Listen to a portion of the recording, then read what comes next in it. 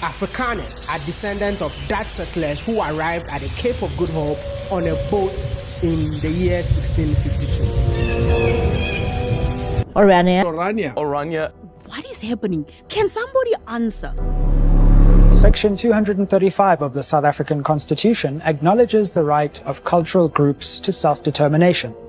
But what about the Afrikaner enclave of Orania, which also uses race to determine who can be allowed to live in that community? In my whole lifetime, I never thought I would come across a town within the land of black people where blacks are not allowed to live in there. People out there believe that Orania is a racist model. Do you believe that whatever you guys are practicing here is racism? No. So what is it then? It's a culture town. It's a culture town. It's an Afrikaner town.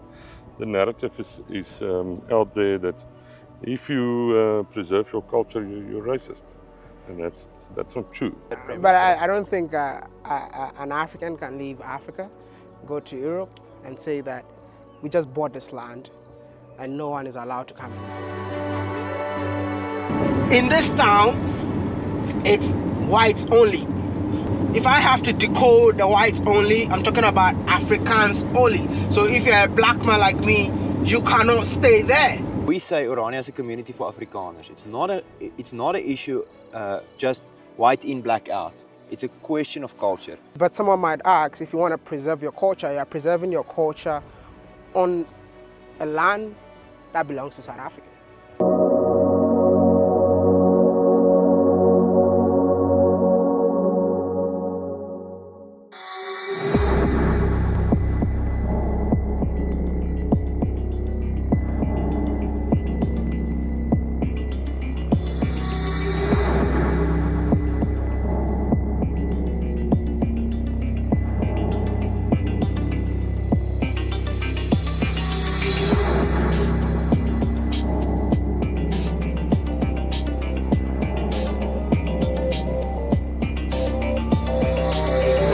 The Orania movement, together with the Freedom Front Plus, met with the EFF's provincial leadership. This after the EFF had vowed to push the provincial and national government to reconsider its position on the existence of Orania and that it should be discontinued. After lengthy discussions, the EFF said they did not find common ground. The EFF is raising a profound fundamental issue that needs both black and white to speak to it, because they agree that there should be a generation that will engage and speak about their existence in order to make sure that we don't speak past each other. Secondly, we are taking our march, we are continuing with our march to the Premier's office. The meeting ended in a stalemate. Both the EFF Plus and the Orania movement say more engagements are needed. We didn't agree on everything, which one would have expected, but it's very good to hear the different perspective. I think we both learned from each other, and going forward we are all together in the province and in the country. Although the differences are still big and we are far apart, it does not exclude the possibility of formulating a position that in fact recognizes the logic of what Orania is doing as well as what the EFF is striving toward. The Freedom Front Plus say they will welcome any investigation into Orania, as it will prove the Volksstaat operates without public funding. A community is not something that you dissolve or that you stop being by a decree or something. You can do that with an organization. You can outlaw an organization, but a community is just there. And it's not really possible to dissolve it by legislation or by decree or whatever. So we could traverse a road of confrontation, or we could see how we complement each other in a post-apartheid South Africa. I could also say a post-colonial Africa, and what role Afrikaners and especially Orania has to play in that, because I think that is what's important.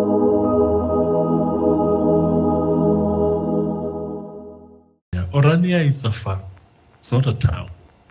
And every time, even when you listen to people speaking about Orania in the news and how journalists report on it, they report as if they report on a town. It's a farm, a private farm. They don't have any declaration from provincial government or local municipality of a town establishment. Mm-hmm. So if they want to become a town, they must make an application through the necessary processes.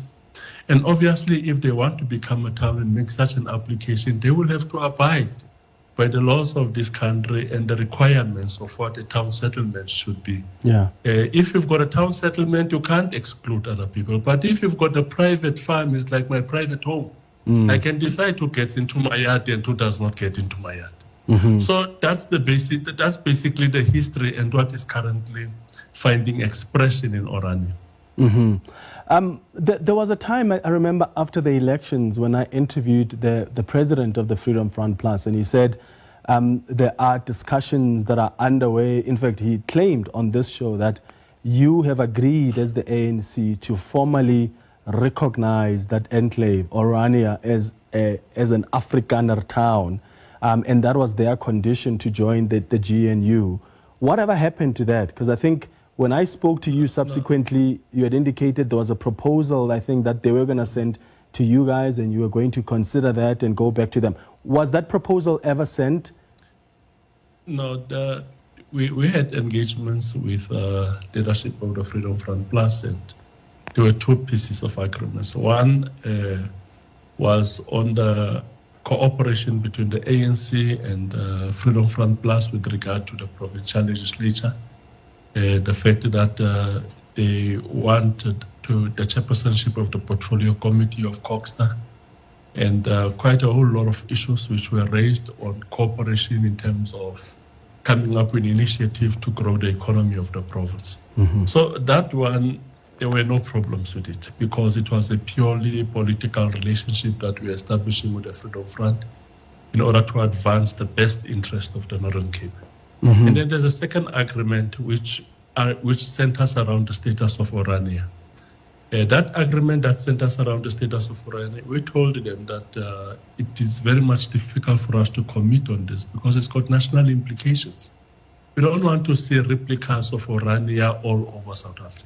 We said this is a matter that we are going to forward to the national leadership. We forwarded it to the national leadership. The national leadership provided Freedom Front Plus with written responses on some of the difficulties they have to have the ANC, either the province or national, signing on that.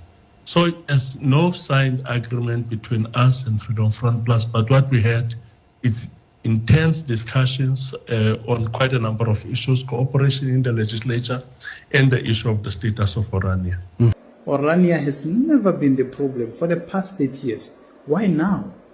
Let me give you the reason why. Black people are so jealous. Not all of them, but they're the same black people who are making a lot of noise here. They have either failed in delivering. They were in government, the likes of Julius Malema, the likes of Mzwane Lemani, they were in government, they failed, they are scared of competition. So their mission is just to destroy, and to destroy. I don't understand, it doesn't really make sense to me why Orania, why Kleinfontein is a problem now, but it has never been a problem before. I think these two political parties are running cheap politics, are making Afrikaners as an excuse. It's the same as our sitting president standing up and blaming apartheid 30 years after they are running this administration. That is totally unacceptable. We are constantly confronted with racialist perspective on our existence and on South Africa as such. While that is not our perspective at all, we are confronted with the expectation that we break off from South Africa, that we are in some kind of isolation, a so-called state within a state, which is just not factually the case. In fact, we do interact with not only government organs, but also with many other communities who may share interests. We interact in many ways, but we do it on the footing of self-sufficiency and the pursuance of self-determination, which is part of what the present constitution affords us to do. We are not a political party. We do not march for our existence. We do not depend on the attention of media. We are a community of living people, of mothers and children and schools and roads and jobs and businesses and power generators. And, this is home. We don't march and then go home. If you'd allow me just to interrupt you there, Dr. Boshoff, you speak about that, there's the perception around breaking off and being in isolation, that you're a state within a state, which is not factually correct. You'll correct me if I'm wrong, because my understanding is that some community leaders from Orania visited the US seeking recognition as an autonomous entity through the help of President Donald Trump. Is that factual? Did you meet with the president? Was that your aim?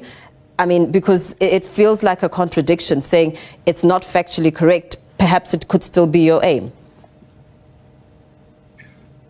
The President of the United States of America referred to Afrikaners as a priority population in terms of his scheme of things. And we have an approach that says not about us without us. If people talk about Afrikaners, if they talk about our future or our position in the world, it's not to be done without us.